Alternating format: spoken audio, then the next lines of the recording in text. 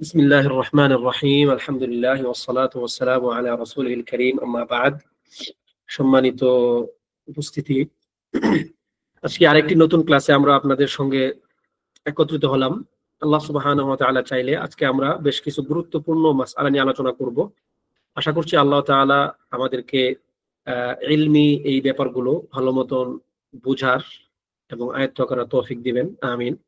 এবং এর পাশাপাশি আমি আরেকটি সতর্কতা আপনাদের জন্য দিয়ে শুরু করতে চাই, যেটা আমি আগেও হয়তো একাধিকবার বলেছি, তবু আরেকবার বলাটা কোনো ক্ষতি নেই আশা করি। সেটা হচ্ছে আমাদের এই আকীদার ক্লাসগুলোর মূল উদ্দেশ্যটাকে। আমাদের আকীদার ক্লাসগুলোর মূল উদ্দেশ্য এটা না যে আমরা এখান থেকে আকীদার বিভিন্ন মাসআলা শিখে বিভিন্ন জনের সঙ্গে তর্ক করব, বা তাদের সঙ্গে আমরা এই মাসলা মাসাইল গুলো নিয়ে তর্কে লিপ্ত হব, আমার মতটাকে বিজয়ী করার চেষ্টা করব। এগুলো আমাদের কাজ না। এখন এটা হচ্ছে উলামায়ে কেরাম যারা এই ব্যাপারগুলোতে অনেক বেশি দক্ষ, এবং মানে ইনশাআল্লাহ আপনিও হয়তো হবেন একটা সময়ে, আপনি যখন এই টোটাল মাসআলাগুলো আপনার মধ্যে পরিপূর্ণভাবে আপনি বুঝে ফেলবেন, তখন আপনি এটা নিয়ে রদ এবং বিপরীত পক্ষের কথাকে দালিলিক ভাবে রদ করা যখন আপনি শিখে যাবেন ইনশাআল্লাহ, তখন আপনি রদ করবেন, কোনো সমস্যা নাই। কিন্তু ইলম অর্জনের শুরুতে যেন আমাদের কাজ এটা না হয়ে যায় যে আমরা শুধু রদ করতেছি, আমরা শুধু একে অপরের এই আকীদার এই মাসআলাগুলো নিয়ে সামাজিক ঝগড়া, যদি এক কথায় বলেন ঝগড়া করতেছি, এমনটা যেন না হয় আর কি। এই জিনিসটা আমাদের একটু সাবধান থাকতে হবে। আল্লাহ তাআলা আমাদেরকে তৌফিক দান করুন, আমিন। গত আলোচনায় সম্ভবত আমরা এই অংশটা আলোচনা করে ফেলেছিলাম, তাই না? ওয়াকাদ আলিমাল্লাহু তাআলা ফিমা লাম ইয়াজাল আদাদা মা ইয়াদখুল জান্নাহ। আল্লাহ সুবহানাহু ওয়া তাআলা জান্নাতে কতজন মানুষ যাবে তাদের সংখ্যা তিনি আগে থেকে জানেন, আযাল থেকে তিনি জানেন। ওয়া আদাদা মা ইয়াদখুলুন নার, এবং জাহান্নামে যারা যাবে ওই সংখ্যাটাও তার জানা বিষয়। জুমলাতান ওয়াহিদা, এক কথায় তিনি জানেন, এবং এখান থেকে কোনো কিছু বাড়েও না কমেও না। পাশাপাশি আল্লাহ সুবহানাহু ওয়া তাআলা বান্দা কোনো একটা কর্ম করার আগেই তিনি জানেন যে ওই বান্দা ওই কর্মটা কখন করবে, কিভাবে করবে। এরপর হচ্ছে ওয়াকুল্লু মুয়াসসারুল লিমা খুলিকা লাহু। আমরা এই একটি কথা গত ক্লাসে জেনেছিলাম যে প্রত্যেককেই আল্লাহ সুবহানাহু ওয়া তাআলা যেই জন্য সৃষ্টি করেছেন সেই দিকে সে ধাবিত হবে। আচ্ছা, কুল্লু মুয়াসসারুল লিমা খুলিকা লাহু, এই কথার অর্থটা কি আসলে? এই কথার অর্থটা কি? এই কথার অর্থ হচ্ছে আল্লাহ সুবহানাহু ওয়া তাআলা জান্নাতের জন্য একটা অংশকে সৃষ্টি করেছেন, জাহান্নামের জন্য তিনি আরেকটা অংশকে সৃষ্টি করেছেন। তো আল্লাহ সুবহানাহু ওয়া তাআলা যাদেরকে জান্নাতের জন্য সৃষ্টি করেছেন তিনি তাদের জন্য জান্নাতের কাজ সহজ করে দিবেন। তিনি যাদেরকে জাহান্নামের জন্য সৃষ্টি করেছেন তিনি তাদের জন্য জাহান্নামের কাজকে সহজ করে দিবেন। এখন যদি কোনো ব্যক্তিকে আপনি দেখেন যে সে জাহান্নামের পথে চলতেছে, জাহান্নামের কর্ম, জাহান্নামে যাওয়া হবে যে কর্মগুলো সম্পাদন করলে ওইরকম কাজগুলো সে করতেছে, তাহলে সে প্রথমত ওই ব্যক্তি বুঝে নিবে যে সে জাহান্নামের দিকে সে যাচ্ছে। নিশ্চিত হওয়া যাবে না মৃত্যুর আগ পর্যন্ত, যেহেতু আমাদের নিকট এখন ওহী আসতেছে না, আমরা মৃত্যুর আগ পর্যন্ত কারো ব্যাপারে নিশ্চিত হতে পারবো না যে এই ব্যক্তি জান্নাতে কিংবা জাহান্নামী। তবে আল্লাহ সুবহানাহু ওয়া তাআলা প্রত্যেকটা ব্যক্তিকে যেই জন্য তিনি সৃষ্টি করেছেন ওই পথে যেন সে ঠিকমতো চলতে পারে, জান্নাতি হলে জান্নাতের পথে আর জাহান্নামী হলে জাহান্নামের পথে সে যেন যেতে পারে, তিনি তার জন্য সেটা সহজ করে দিয়েছেন। এখন এখানে একটা ইশকাল তৈরি হয়ে যায়, এখানে একটা সমস্যা তৈরি হয় আমাদের চিন্তার জগতে। তার একটা হাদিস এখানে আপনাদেরকে উল্লেখ করে নিই যে ওয়াকুল্লু মুয়াসসারুল লিমা খুলিকা লাহু, এটি কিভাবে, এই সংক্রান্ত একটি হাদিস, খুব বিখ্যাত হাদিস, আপনারা সবাই জানেন, হয়তো বা অনেকেই শুনেছেন। হাদিসটা হচ্ছে এরকম: ইন্না আল আবদা লা ইয়ামালু বিআমালি আহলিল জান্নাহ, ইন্নাল আবদা লা ইয়ামালু বিআমালি আহলিল জান্নাহ। একজন ব্যক্তি সে জান্নাতের কাজ করতে থাকে, জান্নাতে যাওয়ার যে কাজগুলো সেগুলো সে করতে থাকে। হাত্তা মা ইয়াকুনা বাইনাহু ওয়া বাইনাল জান্নাতি ইল্লা যিরা, এমনকি একটা সময় এমন পর্যায়ে সে পৌঁছে যায় তার মধ্যে এবং জান্নাতের মধ্যে এক হাত পরিমাণ বা এক যিরা পরিমাণ গ্যাপ থাকে, মানে সে জান্নাতের খুব কাছাকাছি চলে যায়। ফায়াসবিকু আলাইহিল কিতাব, এরপর তার উপরে তার যে ভাগ্যের লিখন সেটা তার উপর কি হয়, বিজয়ী হয়। ফায়ামালু বিআমালি আহলিন নার ফায়াদখুলুহা, এরপর সে কি করে, শেষ মুহূর্তে গিয়ে সে জাহান্নামীদের মতো আমল করে এবং সে জাহান্নামে চলে যায়, মাআযাল্লাহ। এবং ওয়া ইন্নাল আবদা লা ইয়ামালু বিআমালি আহলিন নার, বান্দা জাহান্নামে যাওয়ার মতো আমল করতে থাকে অন্য এক বান্দা, এবং হাত্তা মা ইয়াকুনু বাইনাহু ওয়া বাইনান নার ইল্লা যিরা, এক পর্যায়ে তার মধ্যে এবং জাহান্নামের মধ্যে এক বিগত পরিমাণ জায়গা শুধু বাকি থাকে, অর্থাৎ ডিস্টেন্স থাকে। ফায়াসবিকু আলাইহিল কিতাব, এর উপর তার উপর কিতাব বা তার ভাগ্য লিখন কি হয়, বিজয়ী হয়, এবং সে ফায়ামালু বিআমালি আহলিল জান্নাহ, এরপর সে জান্নাতীদের মতো আমল করে ফায়াদখুলুহা, এবং সে জান্নাতে প্রবেশ করে ফেলে। দেখুন এটি আসলে কি, এই ব্যাপারে একটা একটা ইশকাল তৈরি হতে পারে যে একজন ব্যক্তি সে সারা জীবন জান্নাতের কাজ করলো, জান্নাতের কাজ করতে করতে এক পর্যায়ে সে জাহান্নামে চলে গেল শেষের একটা কাজের জন্য। আবার একজন ব্যক্তি সারা জীবন জাহান্নামের মতো কাজ করলো, একটা মাত্র কাজের কারণে বা শেষ মুহূর্তে সে জান্নাতে চলে গেল। ব্যাপারটা এখানে ইবনে তাইমিয়া রাহিমাহুল্লাহ এই ক্ষেত্রে একটি গুরুত্বপূর্ণ কথা বলেছেন, যে এই হাদিসটা বুঝতে আমাদের ভুল হয়। এখানে এই যে সে একজন ব্যক্তি জান্নাতের মতো কাজ করতেছে, জাহান্নামের মতো কাজ করতেছে, এটা তার বাহ্যিক আমল। বাহ্যিক ভাবে আপনি তাকে এমন দেখবেন, কিন্তু প্রকৃত অর্থে অন্তরের দিক থেকে সে কখনোই জান্নাতের আমল করে নাই। আর যে জাহান্নামে যাবে সে কখনোই সে জান্নাতের আমল করে নাই। বরং যে ব্যক্তি জান্নাতের আমল করবে, যার জন্য আল্লাহ তাআলা জান্নাত লিখে রাখবেন, তার অন্তর থেকে জান্নাতের প্রতি একটা আকাঙ্ক্ষা এবং জান্নাত রিলেটেড যে তার আকীদা, চিন্তা, বিশ্বাস, মানে ওইদিকে তার একটা একটা মানে আন্তরিক বিশ্বাস এবং একটা টান থাকবে। কিন্তু বাহ্যিক ভাবে কখনো কখনো এরকম মনে হবে যে এই ব্যক্তি আসলে জাহান্নামের মতো কাজ করতেছে।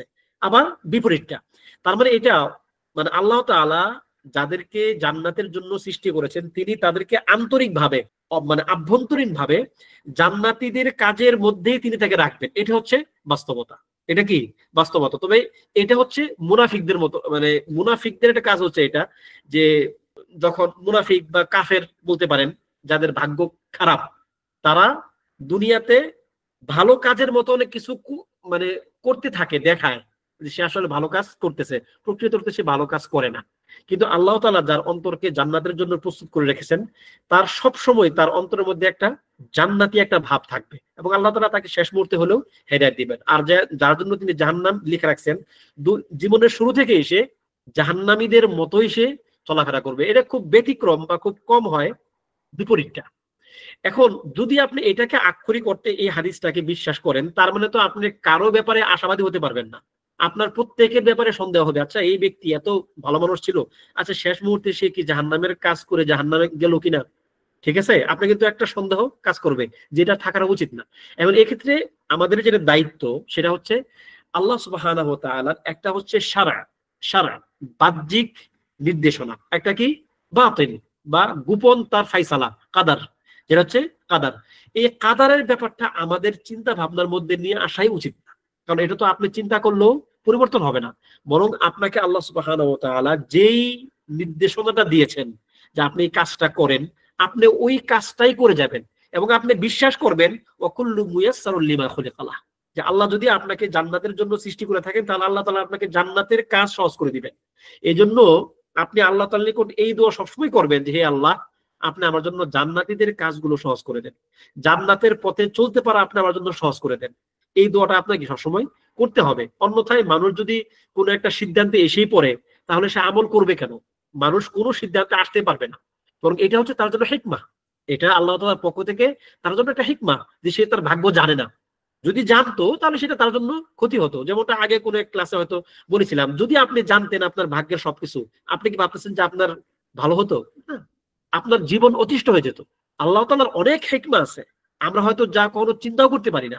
কিন্তু স্বাভাবিক নিয়মে আপনি যদি শুধু জানতেন যে আপনি কবে মারা যাবেন, ব্যাস আপনার জীবন অতিষ্ঠ, আপনি জীবনে কোনো স্বাদ ভোগ করতে পারবেন না। কারণ আপনি একজন মৃত ব্যক্তি যে জানতেছে যে আমি কালকে অমুক দিন তমুক দিন আমি মারা যাব, তার মধ্যে যে একটা অস্থিরতা কাজ করবে, এটা কি একজন স্বাভাবিকভাবে একটা মানুষ বেঁচে থাকতে পারে এভাবে? অসম্ভব। তাহলে আপনার কাছ থেকে আল্লাহ তাআলা কাদারের ব্যাপারগুলো গোপন রাখছেন, এটা আপনার জন্য কল্যাণ, বা এটা আমাদের জন্য কি কল্যাণের বিষয়, এটা আমাদের জন্য অকল্যাণের কোনো ব্যাপার নয়। এরপরে হচ্ছে ওয়াল আমালু বিল খাওয়াতিম, যেমনটা ওই হাদিসটা যেটা আপনাদেরকে বললাম, এটাই যে মানুষের শেষ মুহূর্তের যে আমল, এটি হচ্ছে আল্লাহ তাআলার নিকট গ্রহণযোগ্য।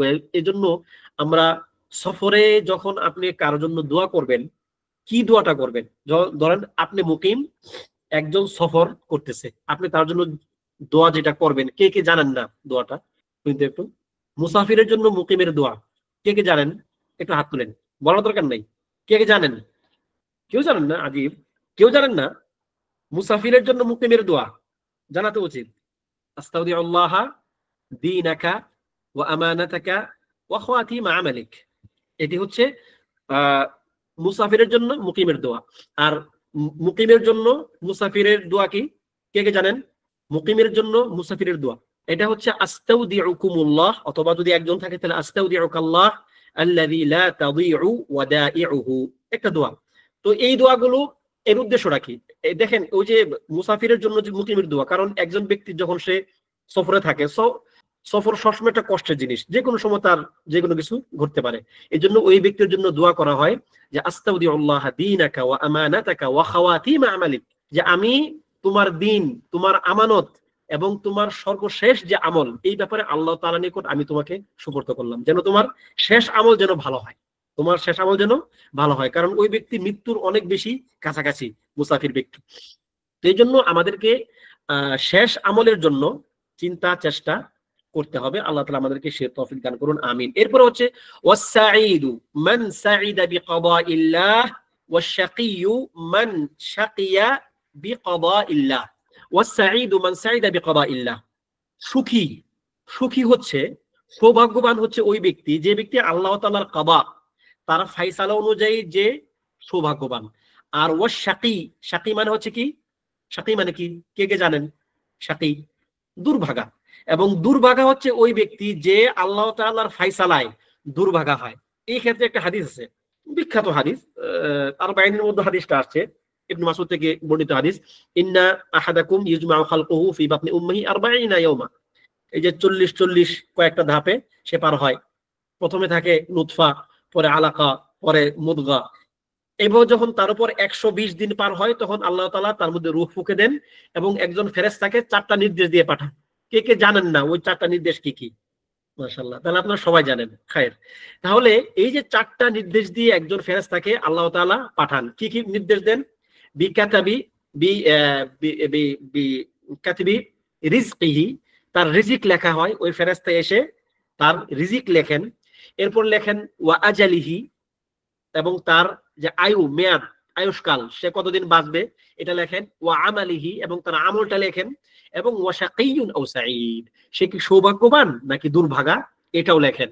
তাহলে এটাও হচ্ছে ওই যে কুল্লু মুয়াসসারুল লিমা খুলিকা লাহ, এর 2 পয়েন্ট আগে আমরা যে পয়েন্টটা নিয়ে আলোচনা করলাম, ওই অংশের সঙ্গে এটা কি সম্পৃক্ত, যে আল্লাহ সুবহানাহু ওয়া তাআলা যাকে সৌভাগ্যবান করবেন, আল্লাহ তাআলা তাকে সৌভাগ্যের দিকেই পরিচালিত করবেন, আর যাকে তিনি দুর্ভাগা করবেন তাকে তিনি দুর্ভাগ্যের দিকেই পরিচালনা করবেন। এই জন্য এখান থেকে আমাদের তাআম্মুল বা গবেষণার বিষয় হচ্ছে, চিন্তার বিষয় হচ্ছে, আপনি নিজেকে নিজে একটু বিচার করবেন, একটু জাজ করবেন। আকীদার এই মাসালাগুলো পড়ার উদ্দেশ্য, অন্যতম একটা উদ্দেশ্য এটা আমাদের হওয়া উচিত যে আল্লাহ সুবহানাহু ওয়া তাআলার আযমত, তার যে তার কুদরাহ, তার কুওয়া, হ্যাঁ, এই ব্যাপারগুলো নিজের অন্তরের মধ্যে ধারণ করা। আপনি যখন ভালো কাজগুলো করতে আপনার স্বাচ্ছন্দ্য পাচ্ছেন না, আপনি ভালো কাজ করতে যাচ্ছেন, দেখতেছেন যে আপনি তৌফিক পাচ্ছেন না, আপনি ওই কাজগুলো আপনার জন্য সহজ হচ্ছে না, আপনি আবার ঠিকই মন্দ একটা কিছুর দিকে যান, খুব আপনার জন্য সহজ হয়ে গেছে, নিজের ঈমান নিয়ে তখন ভয় পাবেন, নিজের উপর একটু ভয় অনুভব করবেন যে আমি কোন দিকে যাচ্ছি, আমার জন্য কেন রাতের তাহাজ্জুদ সহজ হয় না, আমার জন্য কেন বন্ধু বান্ধবের সঙ্গে আড্ডা মারতে গিয়ে মন্দ কাজ করা সহজ হয়ে যায়। এই যে এই ব্যাপারটা, এটা আপনাকে যেন ভাবিয়ে তোলে। এটা হচ্ছে এই আকীদার এই মাসালাগুলো পড়ার অন্যতম একটা ফজিলত, যে এগুলো জানার পরে, পড়ার পরে আপনার মধ্যে একটা আশা এবং ভয় উভয়টা কাজ করবে। আপনি যখন রাতের তাহাজ্জুদে আপনি যখন তৃপ্তি পাচ্ছেন, শান্তি পাচ্ছেন, আপনি যখন কোরআন তেলাওয়াত করতে বসতেছেন আপনার খুব মজা লাগতেছে, আপনি যখন নফল সালাতে দাঁড়াচ্ছেন আপনার খুব ভালো লাগতেছে, এই ব্যাপারগুলো হলো আপনার ভিতরে একটা বুশরা বা একটা সুসংবাদ দিবে। আপনি একটা একটা একটা গুড ফিলিং পাবেন যে আপনার খুব ভালো লাগতেছে। এই ক্ষেত্রে আপনি আশাবাদী হবেন, এই ক্ষেত্রে কি আপনি আশাবাদী হবেন, আর ওই ক্ষেত্রে একটু ভয় পাবেন। এটা হচ্ছে আসলে আকীদাগুলো জানার বা আকীদার মাসালাগুলো জানার অন্যতম একটা ফায়দা। এরপরে রাহিমাহুল্লাহ যে কথাটি বললেন, ওয়া আসলুল কাদারি সিররুল্লাহি তাআলা ফি খালকিহি, এবং কদরের মূল ব্যাপারটা হচ্ছে আল্লাহ সুবহানাহু ওয়া তাআলার একটি সির, একটি গোপন রহস্য তার সৃষ্টির মধ্যে। লাম ইয়াত্তালি আলা যালিকা মালাকুন মুকাররাবুন ওয়ালা নাবিয়্যুন মুরসাল, এই যে আল্লাহ তাআলার গোপন রহস্য, তিনি যা কিছু বান্দার মধ্য থেকে গোপন রেখেছেন, এই গোপনীয় ব্যাপারগুলো বা অদৃশ্যের ব্যাপারগুলো কোন নৈকট্যশীল ফেরেশতা এবং কোন প্রেরিত নবী পর্যন্ত এগুলো জানে না। সুবহানাল্লাহ, আমাদের আকিদা কিন্তু এটা। আমরা নবীদেরকে আনুগত্য করি, তাদেরকে অনুসরণ করি, তাদেরকে ভালোবাসি, ফেরেশতাদেরকে ভালোবাসি, তাদের প্রতি বিশ্বাস রাখি, কিন্তু তাদেরকে আলিমুল গায়ব মনে করি না। আমরা মনে করি না বা বিশ্বাস করি না যে তাদের অদৃশ্যের জ্ঞানের ক্ষেত্রে তাদের কোন অংশ আছে। দলিল কে কে জানেন? আল্লাহই কোরআনে বলেছেন, হ্যাঁ তা তো অবশ্যই, কিন্তু সেটা কি, সেই আয়াতগুলো কি কি? যেমন আলিমুল গায়বি ফালা ইযহিরু আলা গায়বিহি আহাদা। আল্লাহ তাআলা অদৃশ্যের জ্ঞানী, তার অদৃশ্যের জ্ঞান তিনি কারণে প্রকাশ করেন না ইল্লা মান ইরতাদা মির রাসূল, তবে রাসূলদের মধ্যে যাকে ইচ্ছা, যতটুকু ইচ্ছা তিনি কি প্রকাশ করেন। এরপরে কোরআনের আরো অনেক জায়গাতে আসছে, সূরা কি বলে, সূরা কাহফের মধ্যে আসছে, তারপর আরো অনেক জায়গাতে আসছে। হ্যাঁ, তারপর হাদিসে আসছে মাফাতিহুল গায়বি খামসা লা ইয়ালামুহা ইল্লাল্লাহ। গায়বের 5টি বিষয়, গায়বের 5টি মূল বিষয় যা আল্লাহ তাআলা ছাড়া কেউ জানেন না, ইত্যাদি আরো অনেকগুলো আয়াত পাবেন কোরআনে, আমরা সেদিকে যাচ্ছি না। তাহলে এই অদৃশ্যের জ্ঞানের ব্যাপারে ফেরেশতারাও জানে না, রাসূলগণও জানে না, তবে আল্লাহ তাআলা যাদেরকে যতটুকু বান্দার কল্যাণের জন্য জানিয়েছে সেটুকু তিনি জানবেন। তখন আর সেটা তার নিকট গায়েব থাকে না। আসলে তখন কি সেটা গায়েব থাকে না, তখন সেটা দৃশ্য হয়ে যায়। গায়েব একটা হচ্ছে মাহব, গায়বুন মাহব, অর্থাৎ সবার জন্য গায়েব। এই সবার জন্য গায়েব হচ্ছে আল্লাহ তাআলা যেটা কাউকে জানাবেন না। একটা হচ্ছে গায়েব নিসবি, অর্থাৎ কারো কারোর জন্য অদৃশ্য, কারো কারোর জন্য দৃশ্য। আমাদের জন্য অনেক কিছু অদৃশ্য যেটা নবী সাল্লাল্লাহু আলাইহি ওয়াসাল্লামের জন্য দৃশ্য ছিল। যেমন তিনি সিদরাতুল মুনতাহা পার হয়ে গেছেন, তিনি সিদরাতুল মুনতাহা কি জিনিস সেটা তিনি জানেন, আল্লাহ তাআলা তাকে সেটা দেখিয়েছেন, কিন্তু আমরা দেখি নাই। আমাদের কাছে ওর অদৃশ্যের জ্ঞান, নবী সাল্লাল্লাহু আলাইহি ওয়াসাল্লামের জন্য সেটা আপেক্ষিকভাবে একটা অংশের দৃশ্যতর জ্ঞান। সুতরাং এই যে নিসবি ব্যাপারটা হচ্ছে আল্লাহ তাআলা যতটুকু তার বান্দাদের মধ্যে যতটুকু যাকে ইচ্ছা ততটুকু জানান। এখন কাদার এখানে আসলে মূলত কি? কাদার হচ্ছে আল্লাহ তাআলার একটি কাজ, আল্লাহ তাআলার একটি কাজ। যেমন আল্লাহ তাআলা বলেছেন ইন্না কুল্লা শাইইন খালাকনাহু বিকদার, আমি সকল কিছুকে নির্দিষ্ট পরিমাণে পরিমিত করেছি, আমি সকল কিছু নির্দিষ্ট পরিমাণে সৃষ্টি করেছি। তারপরে এই কদরের অনেকগুলো মাসআলা আছে বা অনেকগুলো আয়াত আছে কুরআনে। কদরের মূল সংজ্ঞাটা হচ্ছে তাবয়িনু কামিয়াতুশ শাই। কামিয়া মানে কোনো কিছুর পরিমাণ নির্ধারণ করা, তাবয়িনু কামিয়াতুশ শাই অর্থাৎ কোনো কিছুর নির্দিষ্ট পরিমাণ কি করা, স্থির করা। আচ্ছা, এই যারা প্রশ্ন করবেন ইনশাআল্লাহ ক্লাসের পর উত্তর দেব। আজকে একটু দ্রুত পড়ার চেষ্টা করতেছি, একটু বেশি অংশ পড়ার নিয়ত করছি ইনশাআল্লাহ আজকে, এজন্য একটু তাড়াতাড়ি আগাচ্ছি আর কি। আচ্ছা, তাহলে কাদারের ব্যাপারটা হচ্ছে এটা যে আল্লাহ সুবহানাহু ওয়া তাআলা বান্দার জন্য যা কিছু তিনি নির্ধারণ করে রেখেছেন সেটা হচ্ছে কাদার। এই কাদারের কোন কোন অংশ আল্লাহ তাআলা আমাদের জন্য প্রকাশ করে দিয়েছেন, কোন কোন অংশ আল্লাহ তাআলা আমাদের থেকে গোপন রেখেছেন, তবে বেশিরভাগটাই গোপন আছে। যেমন কাদারের ব্যাপারে আমরা যেটা জানি যে কাদারের 4টি মারহালা, আল্লাহ তাআলা 4টি মারহালায় কদর সাব্যস্ত করেন, বা কদরের ব্যাপারটা 4টা মারহালায় বা 4টা মারাতিবে আল্লাহ তাআলার ক্ষেত্রে সংঘটিত হয়। যেমন একটা কি আল ইলম, আল্লাহ তাআলা সব কিছু জানেন, আল ইলমুশ শামিল মানে সকল জ্ঞান তার কাছে আছে, অথবা আল ইলমুল আম সকল জ্ঞান। এরপর হচ্ছে এই জানা যে মার্তাবাটা, এই মার্তাবার পরের মার্তাবাটা কি, স্তরটা কি আল কিতাবা, তিনি সব লিখে রেখেছেন। যেমন কলমকে তিনি নির্দেশ দিয়েছেন উক্তুব, কলম বলল মাযা আকতুব, কাল উক্তুব মা হুয়া কাইদুন ইলা ইয়াউমিল কিয়ামা, কিয়ামত আগ পর্যন্ত যা কিছু হবে তুমি সবকিছু লিখে রাখো। এরপর হচ্ছে আল মাশিআহ, যে আল্লাহ সুবহানাহু ওয়া তাআলা যা কিছু চান, অর্থাৎ তিনি প্রথমে জানেন, এরপর তিনি লিখে রাখছেন, এরপর তিনি সেটা ইচ্ছা পোষণ করেছেন, এটা হচ্ছে তার মাশিআ আম্মা, অর্থাৎ সাধারণ ইচ্ছা।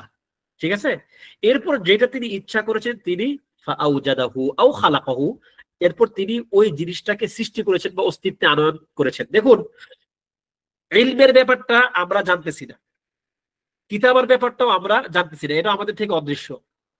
এরপর হচ্ছে তার মাশিআর ব্যাপারটাও আমাদের নিকট অদৃশ্য। আমরা কদরের একদম শেষ মুহূর্তে এসে যতটুকু আমাদের সামনে ঘটে, আল্লাহ তাআলা যা সৃষ্টি করেন আমরা সেটা জানতেছি। এই যে পানিটা আল্লাহ তাআলা সৃষ্টি করেছেন, এইটা আমি কখন জানলাম?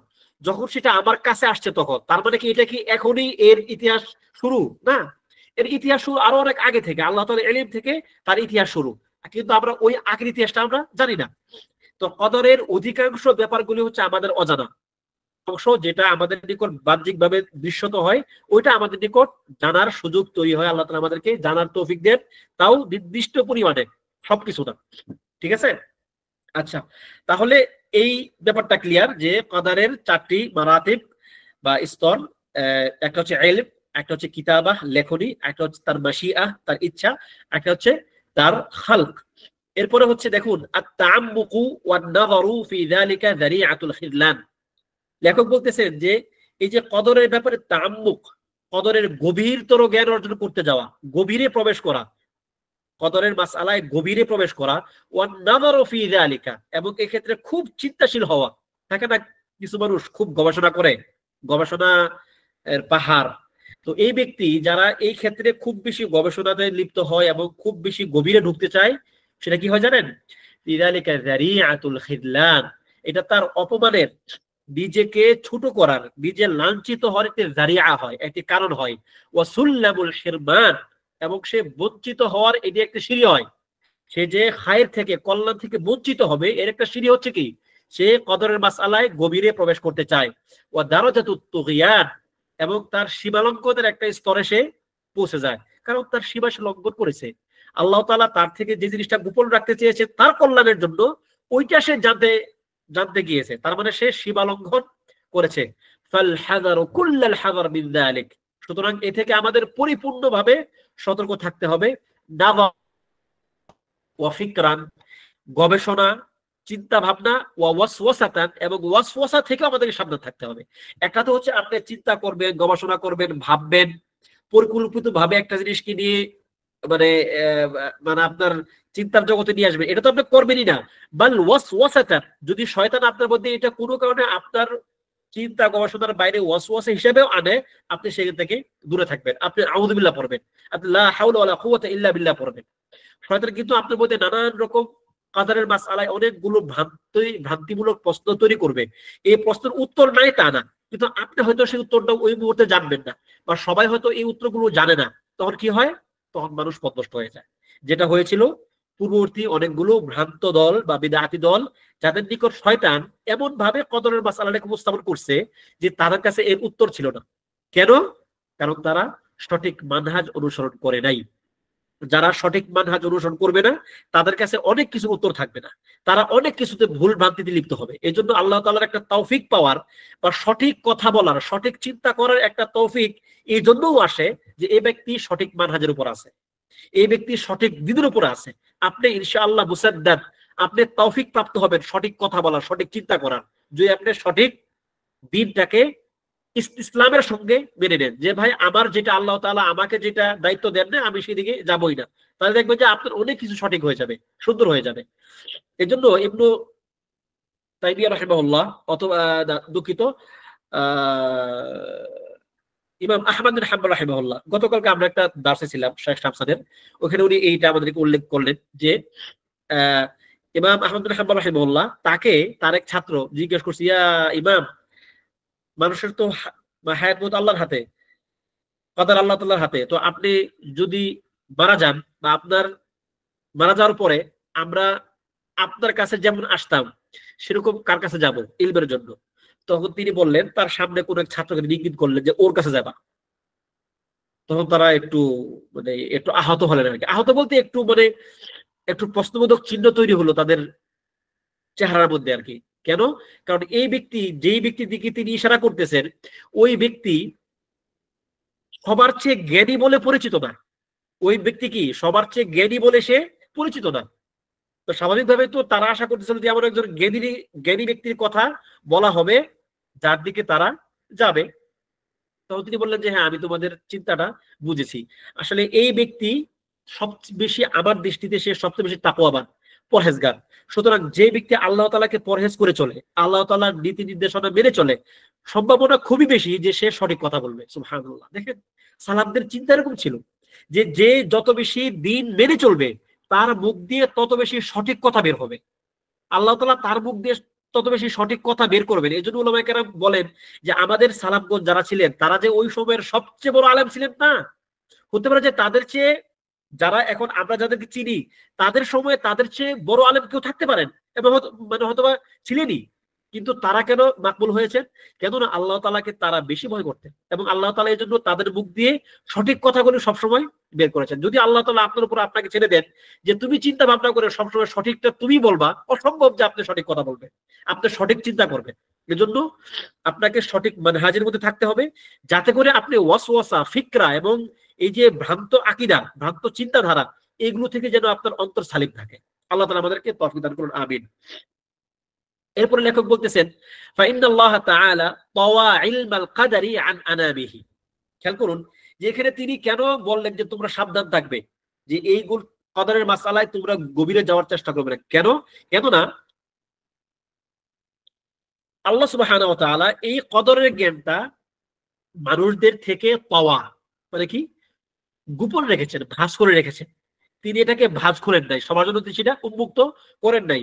ওয়ানাহাহুম আন মারাবিহি, এবং তিনি তাদেরকে এর গভীরে যাওয়ার ক্ষেত্রে বা এর উদ্দেশ্যগুলো খোঁজার জন্য তিনি তাদেরকে নিষেধ করেছেন যে সাবধান, তোমরা এখানে যাবা না, তোমরা এর মধ্যে ঢুকবা না।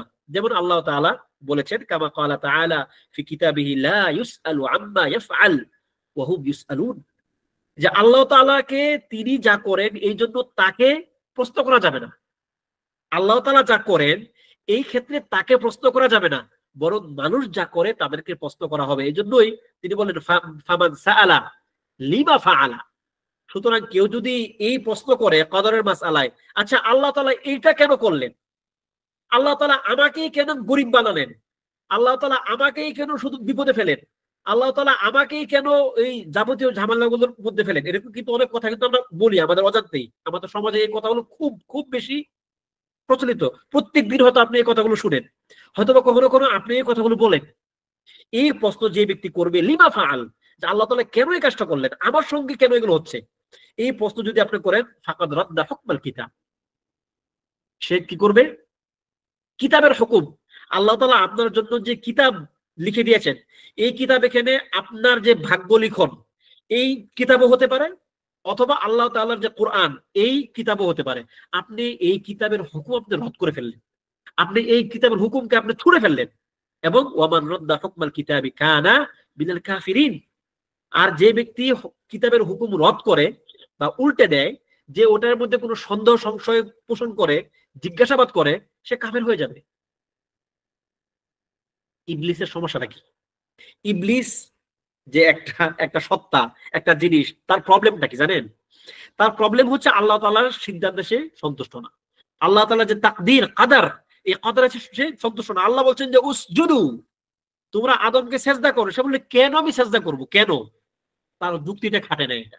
আনা খায়রুম মিন, আমি তার থেকে উত্তম। খালাকতানি মিন নার ওয়া খালাকতাহু মিন তিন, আপনি আমাকে বানিয়েছেন আগুন থেকে আর একে বানিয়েছেন মাটি থেকে। তো মানে কোন বিবেচনায় আপনি আমাকে বলতেছেন যে তাকে সেজদা করতে, তাকে সম্মান দিতে? অসম্ভব সেটা।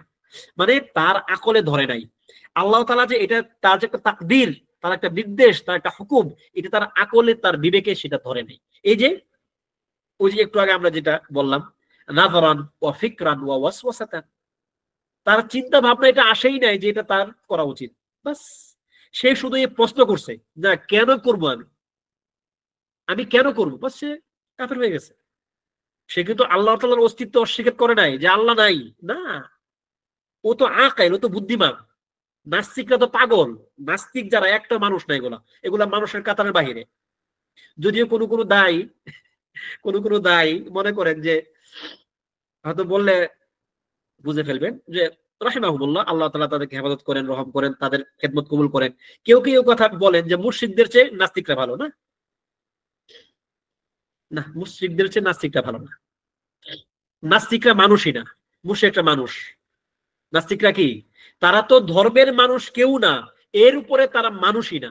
একটা মানুষ হিসেবে মানুষের মধ্যে যে একটা ফিতরাত থাকে, ওই ফিতরাত থেকে তারা মাহরুম। আর মুশরিকরা অ্যাটলিস্ট মানুষ। কোন নবীর আমলে, আল্লাহ তাআলার যতগুলো রাসূল পাঠিয়েছেন, কোন নবীর আমলে এমন নাস্তিক ছিল না যেটা এখন আছে আমাদের সময়। আল্লাহ তাআলা মুশরিকদের জন্য নবী রাসূলদেরকে পাঠিয়েছেন, নাস্তিকদের জন্য কি কি বলবো এখন, আর নাস্তিক তো মানুষই না। তো যাই হোক, তো এটাই যে যে ব্যক্তি এই প্রশ্ন করবে সে আসলে কাফের হয়ে যাবে। ফাহাদা জুমলাতুন।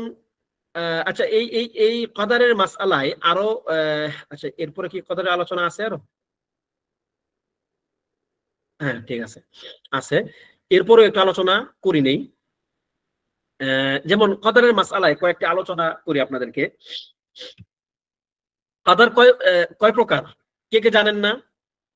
কদার কয় প্রকার, কে কে জানেন না? মাওয়াহিব ভাই আলাতুল হাত তুলে রাখে, মাশাআল্লাহ। আল্লাহর মুস্তাআন, জাযাকাল্লাহ খাইর। আল্লাহ তাআলা আমাদেরকে কবুল করুন, আল্লাহ তাআলা আমাদেরকে হেফাজত করুন, আল্লাহ তাআলা আমাদেরকে দ্বীনি ইলম বাড়িয়ে দিন, আমিন। বলেন আমিন। হ্যাঁ, আচ্ছা, কদার কদার বিভিন্ন দিক থেকে বিভিন্ন প্রকার ভেদ করা যায়, তবে আমরা এখন 4টি প্রকার নিয়ে আলোচনা করব। যদি আলোচনা আগে মনে করেছিলাম যে একবার, আপনাদের মনে পড়লো কিনা হঠাৎ করে 4টা বলার সাথে সাথে কি কারো মনে পড়লো যে 4টা কি কি? মনে না পড়লে মায়ের দেওয়া দরকার আপনাদেরকে ধরে। যাই হোক, কাদার 4টি, কাদার 4টি প্রকার, কদরের স্তর 4টি, সেটা আমাদের গেছে আগেই। কদরের 4টি প্রকারের, যেমন একটা হচ্ছে যেটা কাদার আম বা সাধারণ কাদার, যেটা হচ্ছে লাউহুল মাহফুজ।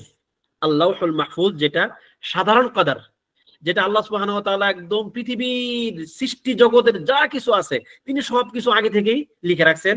সেটা কখন? কদ্দারাল্লাহুল মাকাদিরা ক্বাবলা আন ইয়াখলুকাস সামাওয়াতি ওয়াল আরদা বি50,000 সানা। আল্লাহ সুবহানাহু ওয়া তাআলা সকল সৃষ্টি জগৎ সৃষ্টির 50,000 বছর পূর্বে তিনি সকল কদর লিখে রেখেছেন। এটা কি? আল কাদরুল আম, অথবা আপনি এটাকে কিতাবাও বলতে পারেন, সমস্যা নাই। এটাকে আপনি কিতাবাহ ও বলতে পারেন, কারণ কিতাবা তো কদরের একটা অংশ, তাই কি না? একটা হচ্ছে আল্লাহ তাআলার, আপনি যখন বলবেন কিতাবা কয় প্রকার, তাও কোনো সমস্যা নাই, কিতাবা কদরের একটি মারহালা।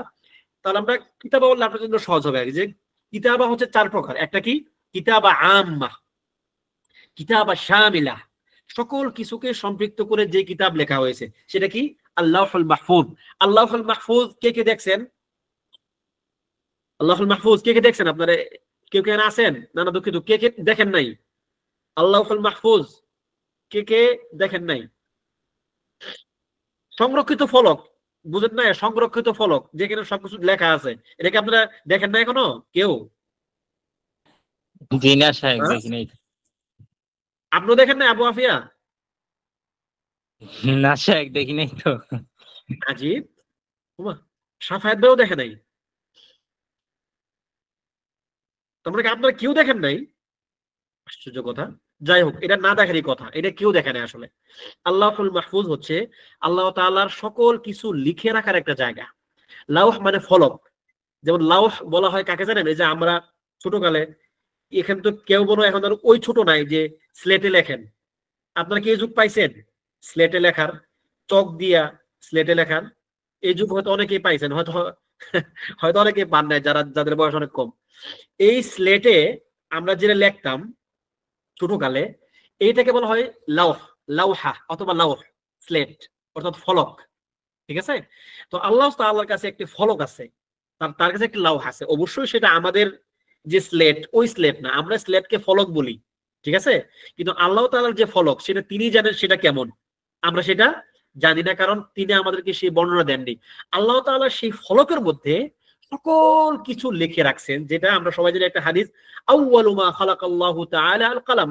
আল্লাহ তাআলা প্রথম কলমকে সৃষ্টি করেছেন, এরপর তিনি তাকে বলেছেন উকতুব, হে কলম তুমি লেখো। সে বলল মা আকতুব, আমি কি লিখবো? তখন তিনি বললেন উকতুব মা হুয়া কাইনুন ইলা ইয়াউমিল কিয়ামাহ, কিয়ামতের আগ পর্যন্ত যা কিছু হবে তুমি তা লেখো। এটা হচ্ছে লাউহুল মাহফুজের মধ্যে তখন কলম, আল্লাহ তাআলা তাকে যে জ্ঞান দিয়েছেন এই জ্ঞান অনুযায়ী সে কলম এবার সব যা কিছু হবে লিখে রাখছেন। এই জন্য ইবনে আব্বাস রাদিয়াল্লাহু আনহু বলেছেন যে তুমি যেভাবে তোমার গালে হাত দিয়ে যে বসে আছো, এই যে এভাবে, মানে তিনি এভাবে দেখাচ্ছেন যে তুমি যেভাবে তোমার গালে হাত দিয়ে বসে আছো, এই গালে হাত দেওয়াটাও লাউহ মাহফুজ লেখা আছে। সুবহানাল্লাহ। আল্লাহ তাআলা আলিম, তিনি আল্লামুল গায়ুব। সুবহানাল্লাহ, সুবহানাল্লাহ ওয়া বিহামদিহি, সুবহানাল্লাহ। চিন্তা করতে পারেন, কোনো কিছু বাদ যাবে না, সব লেখা আছে, ঠিক আছে? এরপরে হচ্ছে এটা হচ্ছে কিতাবা আম্মা, এরপর হচ্ছে কিতাবা উমরিয়া, মানুষের প্রত্যেকটা ব্যক্তির প্রেক্ষাপটে কিতাবা উমরিয়া। কিতাবা উমরিয়া কি জিনিস? কিতাবা উমরিয়া কি কি জিনিস কে কে জানেন না? কিতাবা উমরিয়া হচ্ছে প্রত্যেকটা ব্যক্তির জীবনে যা কিছু ঘটবে আপনার জীবনে, এই সকল কিছু লেখা রাখা হয়। ওই যে একটু আগে একটা হাদিস বললাম, একজন ফেরেশতাকে পাঠানো হয় মাতৃগর্ভে, সে লেখে কি কি লেখে, তার কি কি লেখে, 4টা বিষয় লেখে। না এটা একটা একটা আমল না, এটা আমল বলতে সব গুনার তো শুধু আমল না, আপনি যা কিছু করতেছেন, আপনি যা ভাবতেছেন, আপনি শুয়ে আছেন, বসে আছেন, ঘুমাচ্ছেন, কথা বলতেছেন, এই যে হাত নাড়তেছেন, ইশারা করতেছেন, দেখতেছেন, সব আমল এগুলো। ঠিক আছে? আচ্ছা, এই যে একজন লিখতেছেন মাশাআল্লাহ 4টা জিনিস, একটা হচ্ছে তার আমল লেখা, তার আজাল, তার আমল, তার রিজিক, এবং সে সাঈদ না, সে সাঈদ নাকি শাকী, এটা লেখা হচ্ছে। এটা হচ্ছে কিতাবা উমরিয়া, তার জীবন ব্যাপী যা সে করবে ওটা হচ্ছে তার আল্লাহ তাআলা জীবনে একবার লিখে রাখেন। এরপরে হচ্ছে কিতাবাতুন হাউলিয়া অথবা কাদারুন হাউলিয়া, বাৎসরিক একটা কিতাবা আছে, বাৎসরিক কিতাবা। এটা আল্লাহ তাআলা কখন লেখেন কে কে জানেন? আল্লাহ তাআলা বাৎসরিক কিতাবা, বাৎসরিক এই বছরে যা কিছু হবে সেটা তিনি কোন দিন লেখেন? শবে বরাতের দিন, তাই না? শাবান মাসে স্যার, শাবান মাসে শবে কদরের দিন, শবে কদরের দিন নাকি? শাবান মাসে হবে না রাতে। লেখছে মাশাআল্লাহ, শবে বরাত, সবই বরাত, মাশাআল্লাহ। শবে বরাত দিন তো সব লেখা হয়, তাই না? আপনার শাবান মাসের 15 তারিখে, যেদিন বাংলাদেশে শবে বরাত পালন করা হয়। না উস্তাদ, লাইলাতুল কদরের দিন। ও আচ্ছা, হ্যাঁ ঠিক, এটাই ঠিক। শবে বরাত বলতে কোনো কথা নাই, লাইলাতুল কদর। এই লাইলাতুল কদরের দিনে আল্লাহ সুবহানাহু ওয়া তাআলা সকল কিছু লেখেন। দলিল কি? দলিল কে কে জানেন? দলিল কে কে জানেন? লা ইলাহা ইল্লাল্লাহ। সূরাতুদ দুখান কে কে মুখস্থ করছেন? না হাদিস না, কোরআনে আছে এটা। সূরাতুদ দুখান কে কে মুখস্থ করছেন? আচ্ছা, দরকার নাই। সূরাতুদ দুখানের মধ্যে আসছে আল্লাহ তাআলা বলেন ইন্না আনজালনাহু ফি লাইলাতিন মুবারাকাতিন ইন্না কুন্না মুনজিরিন। আমি একে একটি বরকতময় রাতে পাঠিয়েছি, একে এই কোরআনকে আমি বরকতময় রাতে পাঠিয়েছি, এবং আমি ইন্না কুন্না মুনজিরিন, আমি মানুষকে সতর্ককারী। তাহলে এইটুক বুঝে গেলেন যে আমি একে বরকতময় রাতে পাঠিয়েছি। আবার আল্লাহ তাআলা অন্য আয়াতে বলছেন কি, ইন্না আনজালনাহু ফি লাইলাতিল কদর, আমি কদরের রাত্রিতে একে পাঠিয়েছি, মানে কোরআনকে নাজিল করিয়েছি। সুতরাং যেদিন কদরের রাত সেদিনই বরকতময় রাত। এবং সূরাতুদ দুখানের এরপরের আয়াতে আসছে ফিহা ইউফরাকু কুল্লু আমরিন হাকিম, ফিহা ইউফরাক কুল্লু আমরিন হাকিম, সকল বিষয়াদি এই দিনে সিদ্ধান্ত হয়, এই দিনে সকল বিষয়াদি লিখিত হয়। ইফরাক মানে কি? পার্থক্য করা হয়, মানে কোনটা হবে কোনটা হবে না, কিভাবে হবে, ব্যাপারগুলো এই দিনে লিখিত হয়। ঠিক আছে? ফিহা ইউফরাকু কুল্লু আমরিন হাকিম, তার মানে কদরের রাত্রিতে আল্লাহ সুবহানাহু ওয়া তাআলা পরবর্তী 1 বছরের ফায়সালা লিখে রাখেন। এরপরে সর্বশেষ যে কিতাবা, কদরের সর্বশেষ প্রকার, এটি কে বলতে পারবেন? সর্বশেষ প্রকার কি? কদরের সর্বশেষ প্রকার কি কে কে জানেন না? আল কিতাবা আল ইয়াউমিয়া, প্রত্যেক দিন আল্লাহ সুবহানাহু ওয়া তাআলা বান্দার জন্য যেটা লেখেন। এর দলিল কি? আল্লাহ তাআলা কিন্তু প্রত্যেক দিন বান্দার জন্য এক প্রকার লিখনি লেখেন। এটাকে কদর বলতে পারেন, কদর, কিন্তু এটা মূলত লিখনি আর কি। সেটা কি? আল্লাহ তাআলা যেটা কিতাবা ইয়াউমিয়া, খেয়াল করেন, কিতাবা আম্মা সামগ্রিক, কিতাবা উমরিয়া জীবনের মধ্যে যা কিছু একজন বান্দা করবে, কিতাবা হাউলিয়া প্রত্যেক বছর বান্দারা যা করবে, কিতাবা ইয়াউমিয়া প্রত্যেক দিন বান্দারা যা করবে লেখেন, এবং বান্দাদের যাবতীয় কিছু লেখা হয়, এবং বান্দাদের টোটাল ব্যাপারগুলো নিয়ে আল্লাহ তাআলা প্রত্যেক দিন ব্যস্ত থাকেন। এর কি দলিল কে কে জানেন? সূরাতুর রহমান কে কে মুখস্থ করেন নাই? সূরাতুর রহমান কার কার মুখস্থ নাই? ইনশাআল্লাহ মুখস্থ করবেন, আপনাদের হিফজ প্রোগ্রামে আছে।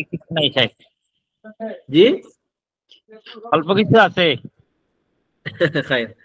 আল্লাহ সুবহানাহু ওয়া তাআলা সূরাতুর রহমানের মধ্যে বলেছেন, কি বলেছেন? কুল্লা ইয়াউমিন কুল্লা ইয়াউমিন হুয়া ফি শা'n।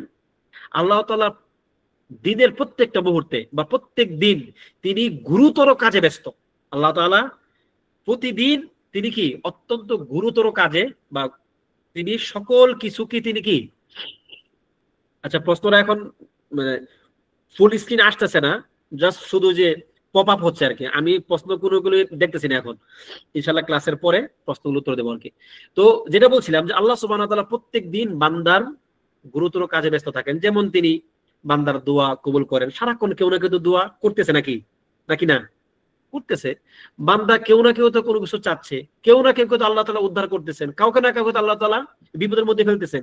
তাহলে এই যে প্রাত্যহিক ভাবে আল্লাহ তাআলা তার সৃষ্টি নিয়ে তিনি ব্যস্ত আছেন, এটা হচ্ছে আল্লাহ তাআলার একটা একটা একটা একটা গুণ, যে তিনি সারাক্ষণ বান্দাকে নিয়ে তার কাজ আছে। ঠিক আছে, এটা তার কোনো দোষ না, আবার এটাকে কেউ আবার তার একটা সীমাবদ্ধতা মনে করবেন না। এটা হচ্ছে বান্দার প্রতি তার ইনায়ার একটা, বান্দার প্রতি যে তিনি দয়াশীল, বান্দার ব্যাপারে যে তিনি উদাসীন নন, এর একটা দলিল হচ্ছে এটা। ধরেন আপনার কোন একজন বাদশাহ, প্রধানমন্ত্রী আপনার খোঁজ নেয় বছরে একবার, ইনি কি বেশি ভালো, আপনি কি তার প্রতি বেশি সন্তুষ্ট, নাকি প্রত্যেক দিন যে নাকি আপনার বাসায় এসে খোঁজ নেয় উনি ভালো? আপনি কাকে বেশি ভালোবাসেন? যে প্রত্যেক দিন আপনার খোঁজ নেয়। তার মধ্যে আবার যদি প্রত্যেক ঘন্টায় ঘন্টায় আসে তাতে কোনো কথাই নাই, যদি প্রত্যেক মিনিটে আসে তাহলে তো শোনা সোহাগা। এটা কি সম্ভব? কিন্তু আল্লাহ সুবহানাহু ওয়া তাআলা প্রত্যেক মিনিটে না, অনেক দূর মিনিট, প্রত্যেক সেকেন্ডেও না, সেকেন্ড অনেক দূর, প্রত্যেক মুহূর্ত, মুহূর্তের কোনো সংজ্ঞা নাই। সেকেন্ড তো একটা নির্দিষ্ট সময়, তাই কি না? মুহূর্তের কোনো সময়, মুহূর্ত মানে কি সময়ের সর্বনিম্ন আল্লাহ তাআলা আপনার খোঁজ খবর রাখেন।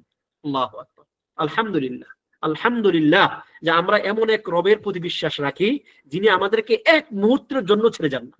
আল্লাহু আকবার, এক মুহূর্তের জন্যও না, বরং এটা মানে এটা হচ্ছে আমাদের জন্য একটা দোয়ার জায়গা। যেমন আমরা দোয়া করি, ইয়া হাইয়্যু ইয়া কাইয়্যুম বিরহমাতিকা আস্তাগীথ আসলিহ লি শা'নি কুল্লা ওয়া লা তাকিলনি ইলা নাফসি তারফাত আইন।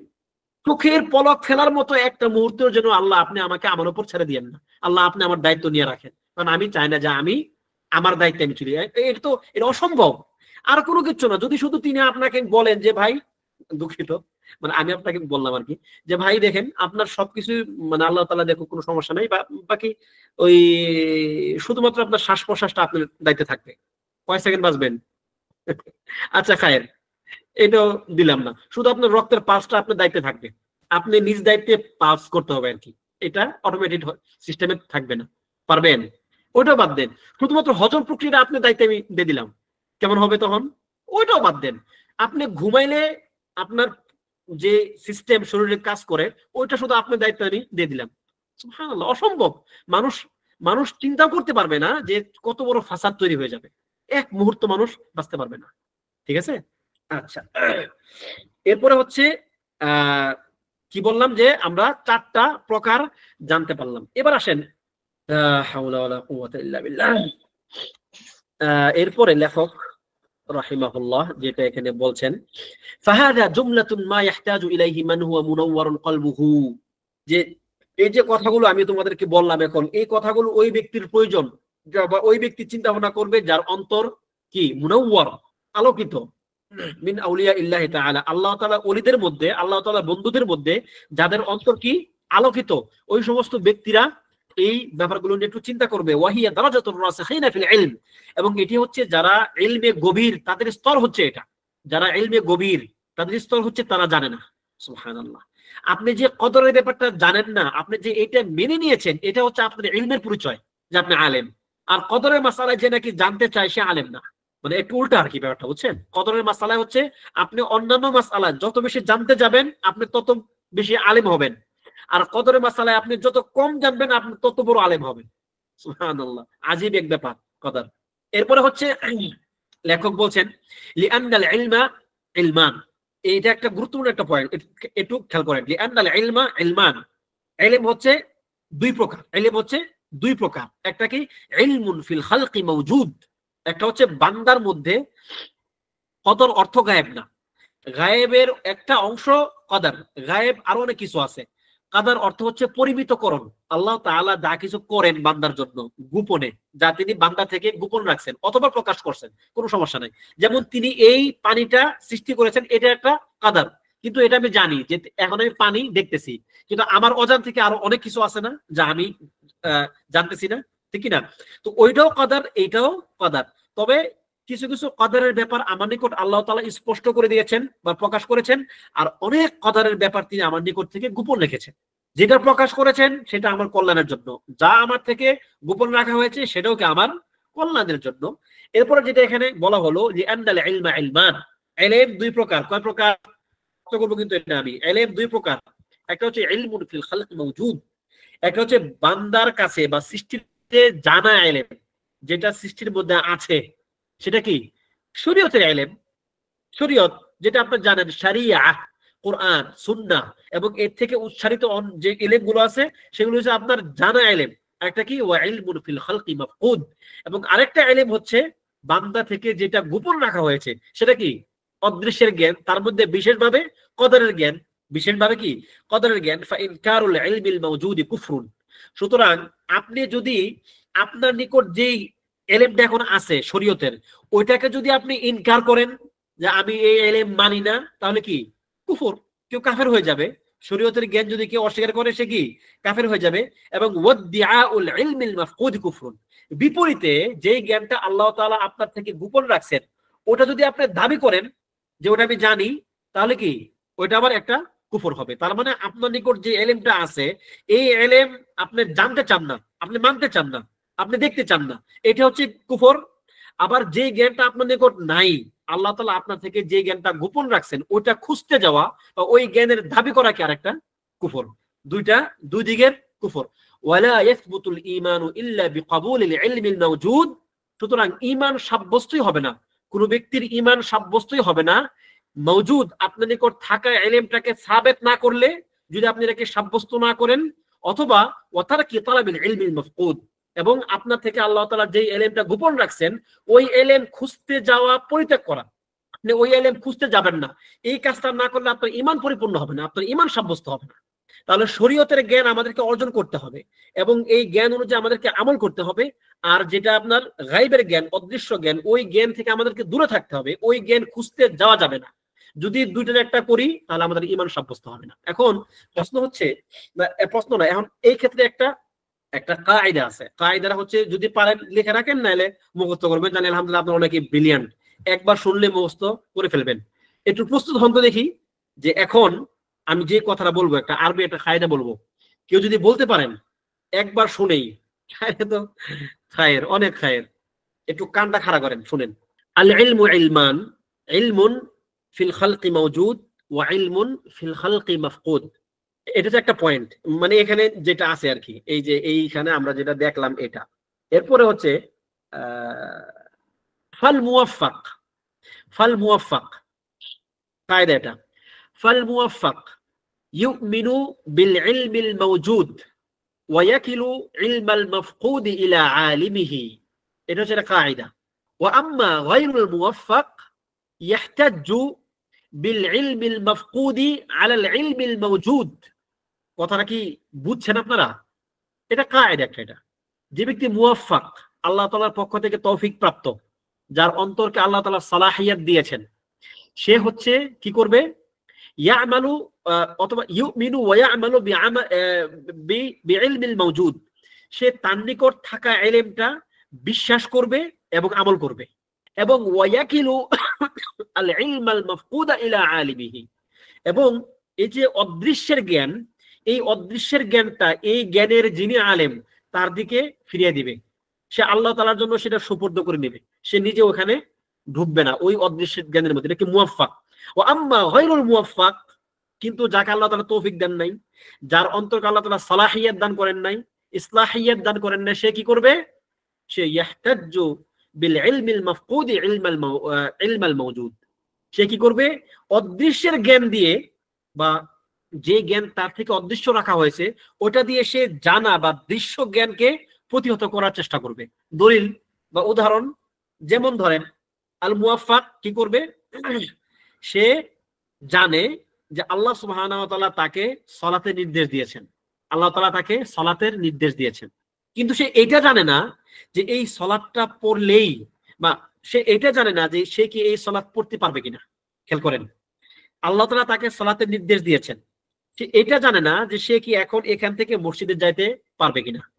কারণ কি, এই যে সে যাইতে পারবে কি পারবে না এটা হচ্ছে আল্লাহ তাআলা জানেন। আচ্ছা, এরপরে সে যদি মসজিদে যেতে পারে, তখন সে জানলো যে সে এবার মসজিদে যেতে পারছে এবং সে এটাকে ইলমুল মাওজুদ মনে করে। কেন? আল্লাহ তাআলা তাকে বলছেন বা তার নবী সাল্লাল্লাহু আলাইহি ওয়াসাল্লাম তাকে বলছেন তুমি নামাজ পড়ার জন্য মসজিদে যাও, তিনি মসজিদে গিয়েছেন, এটা কি তার নিকট শরীয়ত, জানা ইলম। এবার সে জানে না সে কি জান্নাতে যাবে নাকি জাহান্নামে যাবে। চূড়ান্ত পর্যায়ের যে ইলম সেটা কি সে জানে? সে কি জান্নাতে যাবে নাকি জাহান্নামে যাবে? জানে না। সুতরাং সে যেটা জানে না তার পরিণতি কি, চূড়ান্ত পরিণতি, সে ওইটা যিনি জানেন তার দিকে ফিরিয়ে দেয়। ওইটা নিয়ে সে বাড়াবাড়ি, ছাড়াছাড়ি, তর্কাতর্কিতে সে লিপ্ত হয় না, কারণ এটা তার জ্ঞানের ব্যাপার না। সে ওটা ইয়াকিলু ইলা আলিমিহি, এর যিনি জ্ঞানী তার দিকে সেটা সে ফিরিয়ে দেয়। কিন্তু যেটা সে জানে, আল্লাহ তাআলা তাকে বলছেন তুমি সালাত পড়ো, সে সালাত পড়ে। আল্লাহ তাআলা তাকে বলছেন তুমি সিয়াম রাখো, সে সিয়াম পালন করে। আল্লাহ তাআলা তাকে বলছেন তুমি হজ করো, সে সামর্থ্য থাকলে সে হজ করে। এটা কি তার জানা ইলম, সে আমল করে। আচ্ছা, আর গায়রুল মুওয়াফফাকের উদাহরণটা কি? এই ব্যক্তি কি করবে, সেও তো জানে যে তার জন্য সালাত ফরজ, সে সালাত পড়বে না। সালাত না পড়ে বলবে যে আমার ভাগ্যে ছিল না এটা, এই জন্য আমি সালাত পড়ি নাই। কি বুঝলেন? আমার ভাগ্যে ছিল না এই জন্য আমি সালাত পড়ি নাই মানে কি? সে যেটা জানে না তার ভাগ্যে কি আছে না আছে এটা কি সে জানে? জানে না তো। এখন সে কি করবে, তার ওই অদৃশ্যের জ্ঞান দিয়ে বা অদৃশ্যের যেই ব্যাপারটা যেটা তার জানা নাই, ওই অদৃশ্য দিয়ে সে এবার যে সালাত যেটা তার জন্য করা ফরজ, আল্লাহ তাআলা তাকে শরীয়তে নির্দেশ দিয়েছেন, এর উপরে সে যুক্তি দিবে যে আমার ভাগ্যে ছিল না, আমার ভাগ্যে নাই, এই জন্য আমি সালাত পড়ি না। এটা আমার ভাগ্যে থাকলে আমি সালাত পড়তাম, আমি তৌফিক মানে আল্লাহ তাআলার পক্ষ থেকে আমি তৌফিক পাই নাই। এটা ঠিক, কিন্তু ভাগ্যে নাই, সে এটা কেমনে জানলো? তার মানে যেটা সে জানে না ওইটা দিয়ে যা সে জানে যে আল্লাহ তাআলা তাকে সালাত পড়তে নির্দেশ দিয়েছেন, ওইটাকে সে যুক্তি দাঁড় করায়। এই জন্য আরেকটা কায়দা আছে, যদি পারেন মুখস্থ করবেন। ইবনে তাইমিয়া রাহিমাহুল্লাহ বিভিন্ন তার কিতাবে তিনি এই কায়দাটা উল্লেখ করেছেন। একবারে যদি পারেন অনেক বেশি ভালো, না পারলে কিছু করার নাই। সেটা হচ্ছে আল ইহতিজাজু বিল কাদরি আলাল মাসাইবি লা আলাল মাআইব। ভাগ্যের মাধ্যমে যুক্তি দেওয়া এটা জায়েজ, যে ভাগ্যে ছিল হইছে এরকম বলা জায়েজ। কোন ক্ষেত্রে? আলাল মাসাইব, বিপদ আপদের ক্ষেত্রে, আপনার যে বিপদ আপদ ঘটবে আপনার ক্ষেত্রে, এটা এই ক্ষেত্রে জায়েজ। লা আলাল মাআইব, কিন্তু আপনি যে অপরাধগুলো করবেন ওই ক্ষেত্রে জায়েজ নাই। যেমন আপনি রাস্তায় হাঁটতেছেন, আপনার কুকুর কামড় দিছে, মাআযাল্লাহ, আল্লাহ আপনাকে কুকুর থেকে হেফাজত করুন, দোয়া করি, কিন্তু কুকুর আপনাকে কামড় দিছে, বলবেন যে আল্লাহ তাআলা ভাগ্যে রাখছিলেন, কুকুর কামড় দিছে, কোনো সমস্যা নেই, কারণ কি এটা বিপদ, এটা কিন্তু আপনার গুনাহের কাজ না এটা। কিন্তু আপনি রাস্তায় হাঁটতেছেন, মানে রাস্তায় মন্দ কাজ যা যা আছে, কি একটা মহিলা যাচ্ছে, আপনি তাকে উল্টা পাল্টা একটা মন্তব্য করছেন, তাকে টিজ করছেন, পরে বলছেন না ভাগ্যে ছিল তাই করছি, কারণ কি এটা আপনার অপরাধ।